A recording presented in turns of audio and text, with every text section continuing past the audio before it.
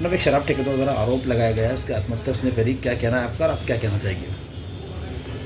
जिस शराब लाइसेंसी के बारे में आप लोग वीडियो के को लेकर के यहाँ पे संज्ञान में आए हैं, सबसे पहले मैं आपको ये बताना चाहूँगी कि मेरा कभी भी उससे किसी प्रकार का कोई वार्तालाप हुआ नहीं है। ये पुलिस की जांच पे भी अभी निर्भर हो जाएगा, सारी सब चीज़ें निष्पक्ष जांच होगी तो उसमें भी आ जाएगा। कभी भी मेरी उस पर किसी भी प्रकार की टेलीफोनिक बात या मैसेज पे कभी बात या सामने मिल कर के भी वो कभी ऑफिस भी मेरे नहीं आया है। विगत 4-5 महीनों से जब लाइसेंस लिया होगा तब ज़रूर सभी लोग आते हैं, और 4-5 महीने से जहाँ तक मुझे याद है ना तो मैं उससे कभी पर्सनल मिली हूँ, ना ही मेरी कभी फ़ोन पे ऐसी कोई चर्चा हुई है। तो ये जो आरोप उसने लगाए हुए हैं ये निराधार है। मैडम, उनका ऐसा कहना है कि 20 से 22 लाख रुपए आपको दे चुके थे और आपको जो है प्रति महीना 1.5 लाख रुपए आप लोगों के माध्यम से जो मुझे वीडियो प्राप्त हुआ है उसमें वो शायद ऐसा कुछ बोल रहा है कि चूँकि अभी मुझे संज्ञान में आया है कि वो ऐसा बोल रहा है कि दशहरे के तक का समय दिया हुआ है, ठीक है, क्योंकि उसकी मृत्यु जो है वो 8 नवंबर को हुई है और दशहरा जो था वो 2 अक्टूबर को था। वो वीडियो में स्वतः ही स्वीकार कर रहा है कि वो उसने कभी दशहरे के पहले बनाया हुआ वीडियो है, संभवतः ब्लैकमेलिंग के लिए ही बनाया हुआ मुझे वीडियो समझ में आ रहा है। एक और चीज़ वो ये जो बोल रहा है कि वेयर हाउस से इशू नहीं मिलता है। हमारे यहाँ ये आबकारी पोर्टल पे समस्त जो प्रक्रियाएं हैं वो ऑनलाइन हैं। वो उसकी एक निर्धारित राशि है, उसकी निर्धारित शायद पाक्षिक राशि जो है वो लगभग 50 लाख रुपए बनती है। जब तक वो सभी दुकानों का 50 लाख रुपए नहीं भरेगा ऑनलाइन माध्यम से, मतलब नगद नहीं भरना होता है, उसको ऑनलाइन माध्यम से भरना है, जब तक नहीं भरेगा तब तक वहाँ से निकासी नहीं हो सकती है।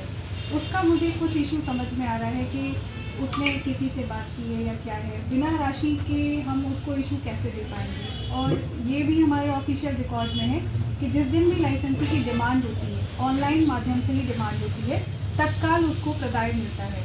आपने भी शिकायती पत्र दिया है? मैम, चूँकि मैडम उसके परिवार के घर वालों ने 23 तारीख को एसपी को उज्जैन इंदौर पुलिस को आवेदन दिया और आपने 24 तारीख को, दिन का इंतजार क्यों करा आपने? नहीं, उसमें 23 तारीख को नहीं दिया है, आप शायद एक आवेदन देखें, उस आवेदन पे 23 तारीख है। 29 तारीख की डेट है, मेरी थाने से भी बात हुई है, 29/11 को उन लोगों ने दिया हुआ है। उनकी माताजी जो है संतोष मकवाना, उनके द्वारा मुझे 9 तारीख से लगातार एक किसी वीडियो को वायरल किए जाने के एवज में लगातार मुझे ब्लैकमेल किया जा रहा था, जिसके एवज में उन्होंने मुझसे कई बार ये बोला कि मैं आप 2 करोड़ रुपए दे दीजिए तो मैं वो वीडियो वायरल नहीं करूँगी।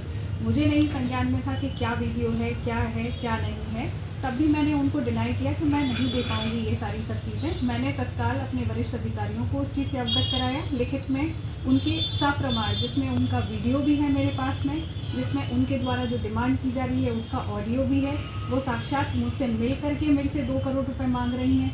साथ ही उनके द्वारा एक और चीज़ भी की गई, क्योंकि शासन का जब ठेका होता है और अगर ठेका किसी भी कारण से वर्ष के मध्य में छूट जाता है तो बकाया किसारा का उत्तरदायित्व जो है वो पूर्व लाइसेंसी का ही होता है। उनकी जो बैंक गारंटी हमारे पास में जमा थी विभाग में, उस बैंक गारंटी को हमें बैंक से लेना पड़ा क्योंकि उनका ठेका बीच में छूट गया। 1 करोड़ 40 लाख रुपए बैंक से हमने मांगने के लिए पत्र जारी किया हुआ है। उसके एवज में भी उनके द्वारा बार बार फ़ोन के माध्यम से मुझे ये धमकियाँ दी जा रही थी कि आप बैंक गारंटी से पैसा वसूल मत करिए। कितना समय से दे रहे थे आपको धमकी?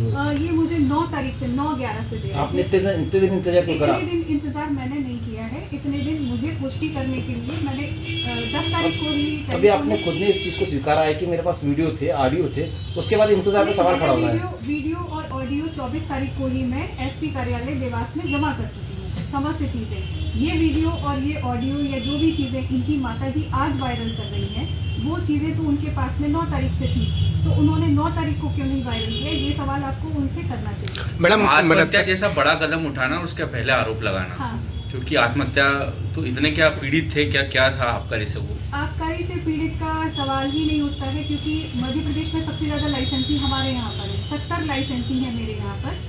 अगर इस प्रकार की किसी भी प्रताड़ना का अगर आपको ऐसा लगता है तो हमारे पास में सबसे बड़ी चीज़ ये है कि हमारे पास में बहुत सारे मल्टीपल चैनल है जहाँ पर मेरी शिकायत की जा सकती है।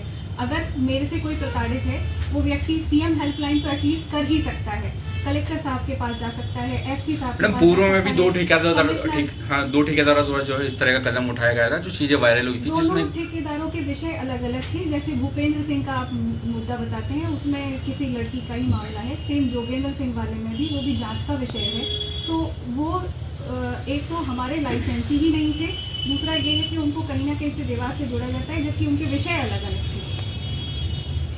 70 लाइसेंसियों में से यदि मैं किसी को प्रताड़ित कर रही हूँ या कुछ भी है, तो मल्टीपल चैनल्स हैं, मल्टीपल एजेंसीज हैं, कहीं पर भी लिखित या मौखिक तौर पर कोई शिकायत तो करनी होगी। और एक व्यक्ति ने नहीं की तो अन्य 69 जो लाइसेंसी हैं उनके माध्यम से भी कोई शिकायत तो नहीं करनी। मैडम वीडियो में सिर्फ आप ही का नाम क्यों लिया गया, अन्य किसी अधिकारी का नाम क्यों नहीं अन्य लिया गया? अधिकारियों का नाम, एक चीज़ और मैं आपके प्रकाश में डालना चाहूँगी कि ये जो व्यक्ति है, ये विगत वर्ष जिस किसी अन्य जिले में ठेकेदार था, वहाँ पर भी इस पर अवैध शराब रखने का, परिवहन करने का प्रकरण दर्ज हुआ था। उस दौरान इसको जेल भी हुई थी। तो ये चीज़ें, एक चीज़ ये हो सकती है कि इसके पास में कई लोगों के इस प्रकार से ब्लैकमेलिंग करने के वीडियो बनाए गए होंगे, क्योंकि आप खुद सोचिए कि कोई व्यक्ति 4 महीने से पहले से किसी का वीडियो बनाकर रखा हुआ है और उसके बाद में 8 नवंबर को वो सुसाइड करता है। तो ये तो पूरा सब जांच का विषय है। आपने किस तारीख को आवेदन दिया था मैम? मैंने थाने में 24 तारीख को आवेदन दिया हुआ है। मैडम ये अनूप शर्मा ने भी जो है पिछले दिनों जन सुनवाई में एक आवेदन दिया था, वो भी इस तरह से थे, उनके हाथ अनूप में शर्मा की दुकानों के पास में हमें, मतलब उसकी दुकान से तो नहीं, दुकान के आसपास में हमें वो ऐसी कुछ जगह मिली जहाँ रेस्टोरेंट में शराब बिक रही थी। उसको विभाग ने बंद करवाया है। और उस तरीके से लोगों को ऐसा लग रहा है कि इस तरीके से अगर हम किसी को ब्लैकमेल करके हम अवैधानिक कार्रवाई करने देंगे या उसको इस तरीके से इलीगल एक्टिविटीज़ करने देंगे, तो इस चीज़ों में मैं नहीं शामिल हूँ, मैं नहीं कर पाऊँगी।